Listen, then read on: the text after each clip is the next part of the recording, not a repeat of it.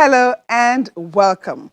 This week's edition of Eyewitness Report continues with a look at flood incidents in some states across the country as communities in Anambra, Enugu and Kogi states get sacked by overflowing rivers. I am Yomi Otaigbe and I'll be taking you through these reports and more shortly. We begin from Anambra State in Nigeria's southeast region, where residents of communities in Anambra West and Ogbaru are struggling to cope with the humanitarian situation presented by the continuous rise in flood water. While the state government and relevant agencies are bracing up to the challenges, displaced victims are now taking shelter in holding camps across the state.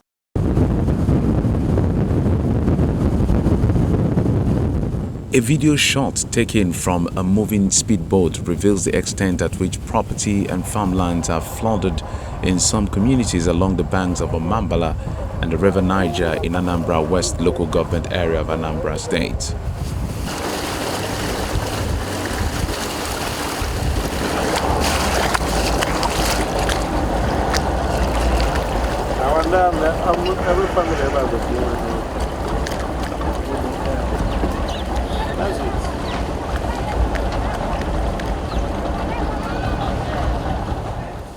Local economic activities and source of livelihood grounded food crisis apparently looms as harvest continues to decline. That just carry everywhere for our farm. It don't spoil our farm, all the work we work, we don't spoil. Even the house where we stay, we don't pursue us for the house where we do. We don't see everywhere to pack again. We want help, make our government call help us because of this water. The water don't push us too much.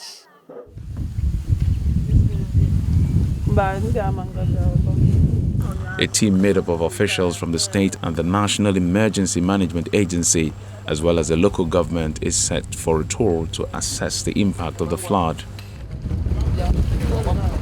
I know a lot of damages has been done to the farms, to their buildings, livestock and what have you. But we want to go and see for ourselves so that we can be sure when we get back to tell the authorities the true situation of things. Our IDP camps are almost set. Immediately after this assessment tour, we'll begin to move people into the camp. Those who want to come out. Because some of them may not want to, as a matter of fact. But those who are willing to, we'll bring them out, keep them somewhere, rehabilitate them, keep them going until the water descends.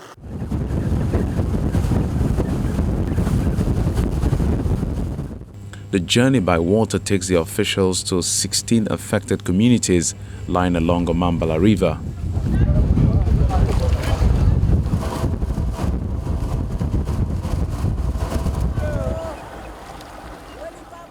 The entire community is submerged.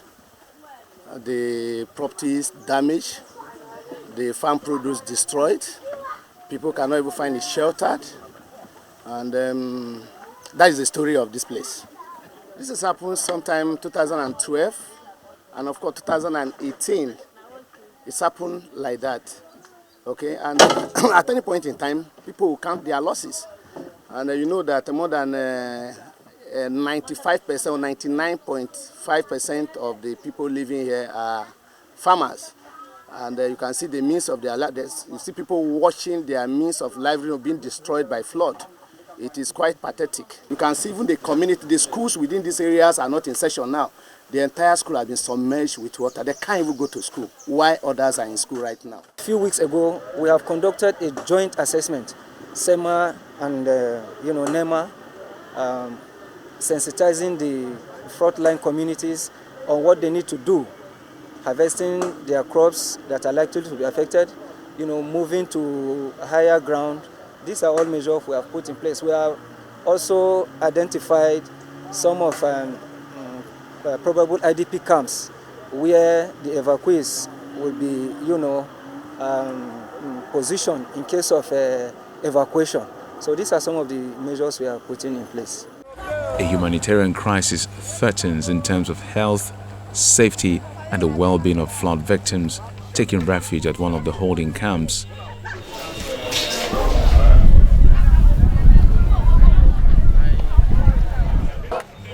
Governor Chukwuma Soludo, and some members of his cabinet arrived in the camp for a sympathy visit.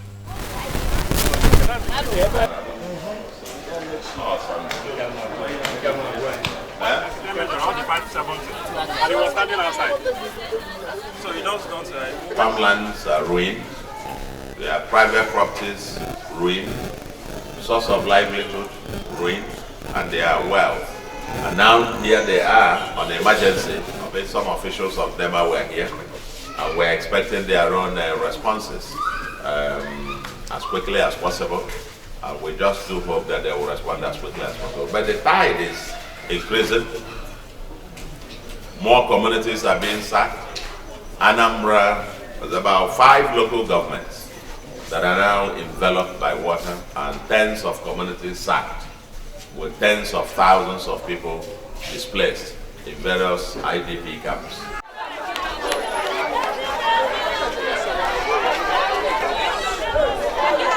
Thousands of displaced persons, including people from neighboring communities in Delta State, have been accommodated in the holding camp at Crowder Memorial Primary School, Onitsha.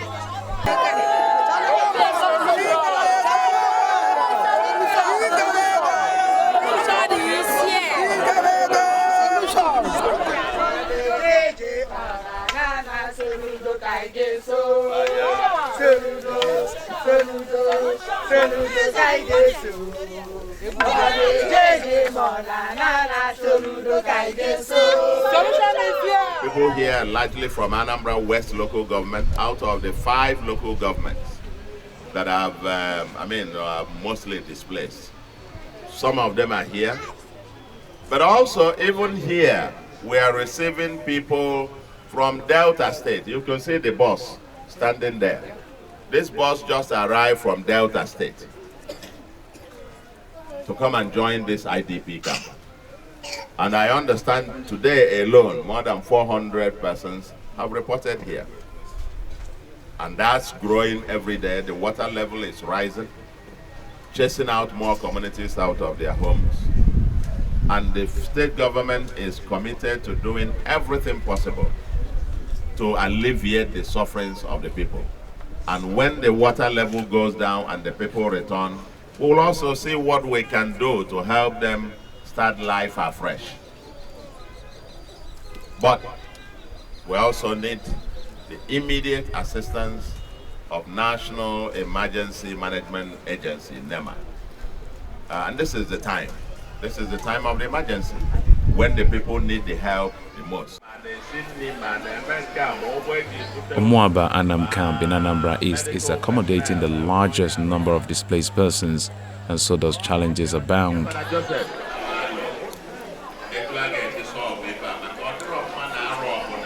We have so many challenges, like accommodation first. There are many people, many displaced people here. The second one is feeding. We are asking the government to help us to alleviate most of the problems we are having here with the people. There are many people here, as we can see. Besides the provision of basic needs, the security of the camps is key and should be prioritized to ensure that the vulnerable ones are not exposed to any form of physical harassment and sexual assault.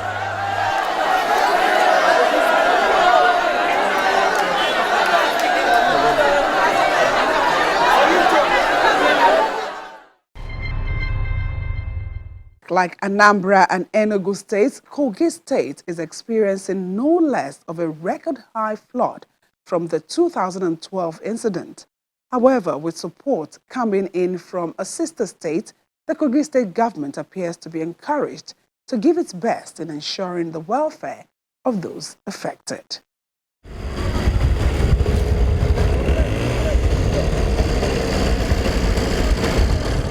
The flood level in Kogi State keeps rising every minute as houses and roads get submerged. The 2022 flood is said to be higher as places not affected during the 2012 incident are now listed. There are several areas the thing did not enter 2012 that it has entered. And there are several areas now that I cannot even approach. Coming towards this side, I took a look at the Confluence Beach Hotel, which is one of the largest hotels owned by state government. It's completely submerged. 2012, yes, it covered a bit of it, but this time around it's even worse. So it's not easy to count, except you take your time to do a survey. As it is, this is beyond the state government. There's no doubt about that. And even federal government, under this emergency situation, except to evacuate people from here to the hinterland, I don't think there's anything anywhere. Because as it is, it's like the thing is still coming. The best thing is to do bridge here. Without a bridge, there is no solution to this area.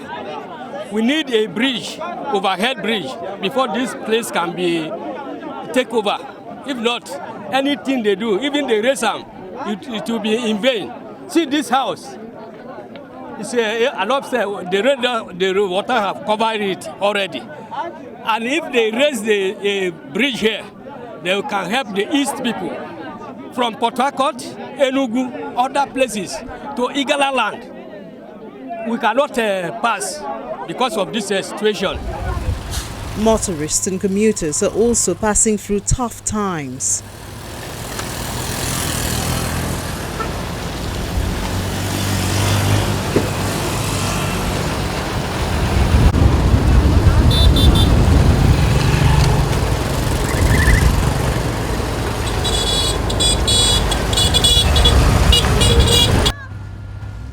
The ever-busy Lokoja-Cotton-Tarife-Abuja road remains blocked as a result of flood that submerged parts of the road.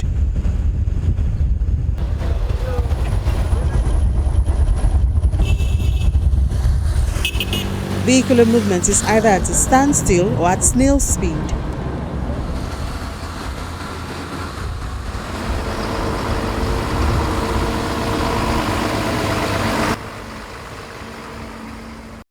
The hold up here, because of this flood, there's no vehicular movement. We've been stranded here for more than 5 days now. We are unable to take our goods back to Delta State. Some of them are dead. There's no means of taking them back home. We are just stranded here. If we were alone, we can go back home easily.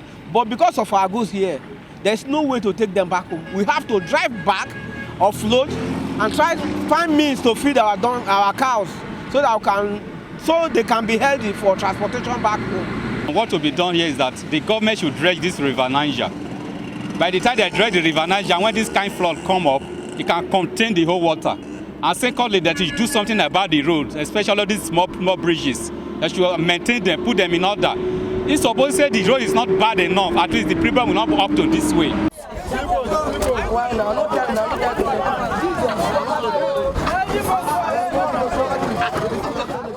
Canoe is still the only transport alternative to access most places in Lokoja.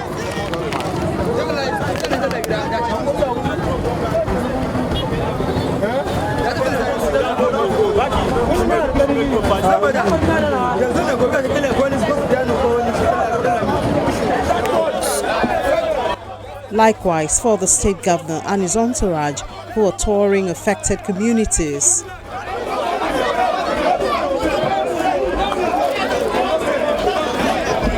The effect will have been more than this.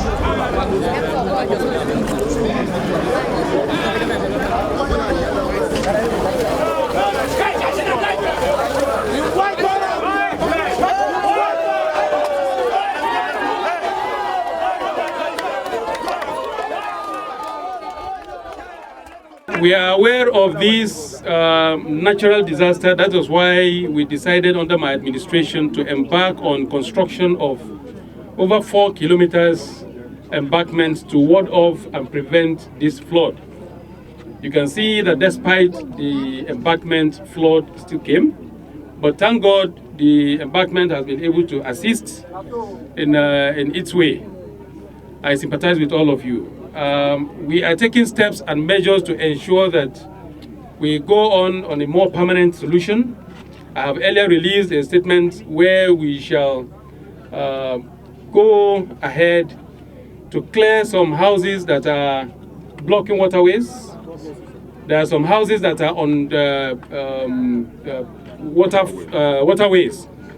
where we shall make efforts to ensure that we relocate all the inhabitants to a more suitable place. You are aware that we have embarked on urban renewal.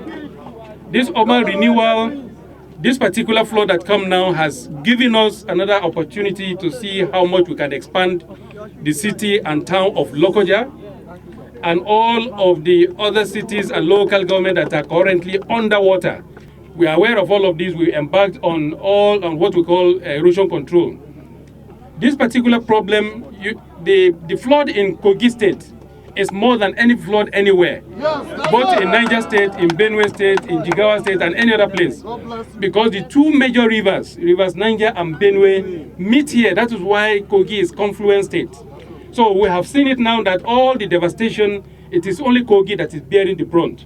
So I call on federal government, I call on President Muhammadu Buhari, I call on World Bank, I call on all other donor agencies and other well-spirited individuals and corporate bodies to come to our aid.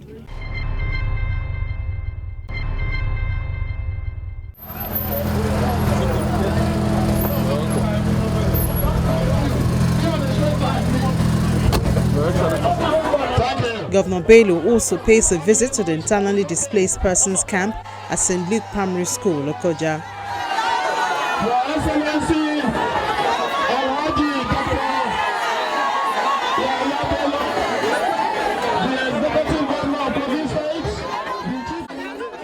I sympathize with all of you. And I pray that God Almighty will assist us. We are not going to leave you alone. You are not alone in this disaster. I am here with you. We will, within our reach, within our power, we will bring all the necessary succor, palliative, assistance to all of you in terms of food items, and when water recedes, we will ensure that those that need to be relocated from where they are to a new site on a more permanent basis, we are going to do that.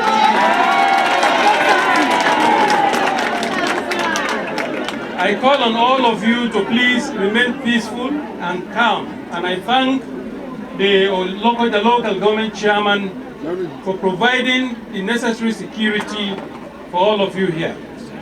Please live in peace and harmony. This is not your permanent home. Water will go. You will just retrieve whatever you can retrieve. We will relocate you to a new permanent place. We have a program called Bello Care and Health Insurance Scheme. Chairman, make sure that all those that are in various IDPs are captured under this Bello Care and Health Insurance Scheme, free of charge. And there are other systems and programs that we have designed. We will make sure that those of you that are affected immediately are captured and you benefit.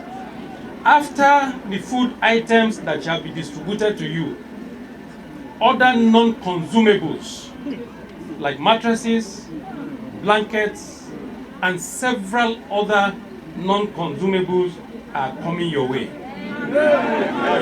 What we have may not be enough for everybody. That's why we are calling on Mr. President Muhammadu Buhari, the federal government, and all other government agencies, the World Bank, and other international donor agencies, well-spirited Nigerians and the citizens of Kogi State who call themselves big men should come and assist us.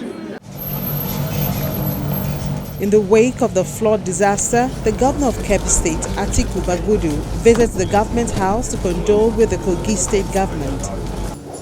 Announcing the arrival of His Excellency, the governor of Kebbi State. Governor Bagudu, who is also the chairman of Progressives Governors Forum, makes a donation of 50 million naira to support the state in catering for the flood victims. It must be very depressing for a state that have been with so many issues, successfully tackling insecurity, doing a lot in ensuring that infrastructure has been developed to support not only the state, but to support trade across the country. And now, in addition to that, in addition to loss of lives, the depressing aspect is loss of livelihoods, particularly for a state that is very important to the food security of the country. And I'm confident that under the leadership of my very, very able and competent brother, Eyewitness, assisted by his deputy, who is chairing the same, I'm sure we will pull through this. But we need to support each other. And that is why I came first to encourage and to show solidarity, and to also report back to the Food Security Council what we think can be done immediately the water begin to recede. And I'm sure that the Ministry of Humanitarian Affairs and NEMA have also increased their capacity, and I'm sure there will be more response, quicker response, but this will definitely be tabled to the National Food Security Council to ensure that we mobilize as much support as possible to support the state and all those who have been affected by the tragedy. Last but not the least is to say on behalf of the people of Kogi State to provide the sum of 50 million. Agrarian, some of them are peasant farmers. Some even, they are struggling to live. They live along the riverine. And some of them are fishermen. Your Excellency, all of these people are in IDP as we speak. Myself, my deputy, the SEMA, the Honorable Commissioner for Environment, the securities have been walking around the clock to see how we can assist our people. Myself sometimes have to take canoe to move around to visit them. The situation is there, not even just now, but after the flood recedes. All of their plants or farming for this season virtually has been washed away. Their houses are endangered. These are people that are originally found themselves where they are. Sometimes relocating them can be very difficult. But relocating them requires a lot of resources. And here we are in Kogi State managing the little we can generate and the envelope we collect from the Federation account. Your Excellency, we need serious assistance and help from federal governments and from all other donor agencies and even my colleague governors. I want to appreciate you for the wonderful donation of 50 million naira to these our people. We have received some relief materials in terms of food items from NEMA, coupled with what we as Kogi State have been able to generate already. The process of distribution are ongoing right now to our people. That is just palliative. But in the long run, thank God, you're a great farmer. And you know, you taught me how to farm rice as well, and we are doing our best. Sometimes we want to even overtake you, but as a senior farmer, we're still really behind you, sir. Our people are agrarian. Rice, yam, and several other products. Now, I don't know how they'll be able to survive before the next farming season will come. So we will depend solely on arms. So we want the federal government to come to our aid. That was why when it just occurred in my speech, I urge Mr. President to declare a state of emergency for all the states that are affected, basically, or most importantly, Kogi State. Because the rivers, as it affects Niger State down from Yola down to Benue, Kogi is the one that is taking the whole burden. 10 local government areas are affected by the overflow, and the situation does not seem to get better as it keeps rising. Affected residents are hoping that their plight would come to an end sooner than later.